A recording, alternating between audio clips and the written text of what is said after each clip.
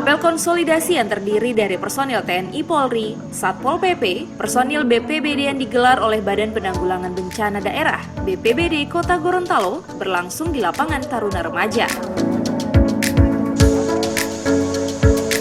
Kegiatan ini bertujuan untuk meningkatkan koordinasi dan sinergitas antar instansi serta stakeholder penanggulangan bencana di Kota Gorontalo. Kesiapsiagaan menghadapi bencana merupakan langkah preventif dalam mengantisipasi kejadian bencana yang telah diatur dalam Undang-Undang Nomor 24 Tahun 2007 tentang Penanggulangan Bencana.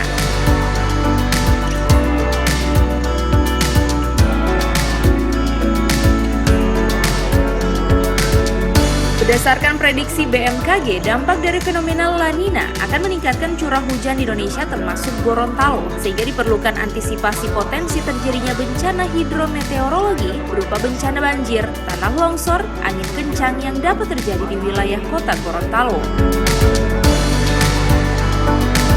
Untuk meminimalisir resiko bahaya dan ancaman bencana di Kota Gorontalo, diperlukan adanya perubahan perilaku masyarakat untuk semakin sadar akan ancaman bencana yang dapat terjadi kapan saja dan di mana saja. Respon cepat dan keterpaduan antar instansi serta kerjasama dengan masyarakat dalam penanganan bencana. Wilayah Indonesia termasuk di Provinsi Gorontalo dan dalam hal ini di Kota Gorontalo. Dampak dari iklim La Nina ini menimbulkan cuaca ekstrim dengan intensitas curah hujan yang tinggi disertai angin kencang. Di mana-mana kita sudah dengar, sudah lihat, sudah nonton di televisi terjadi angin puting beliung yang mengancam dan memporak-porandakan beberapa wilayah.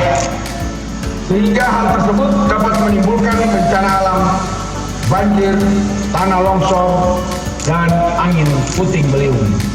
Sejalan dengan hal tersebut, diperlukan kewaspadaan, kesiapsiagaan dalam antisipasi bencana alam tersebut dari kita semua selaku pengemban fungsi tanggap bencana untuk dapat mengantisipasi setiap kejadian bencana yang timbul, mencegah dan meminimalisir timbulnya korban, serta mempersiapkan penanganan tindak.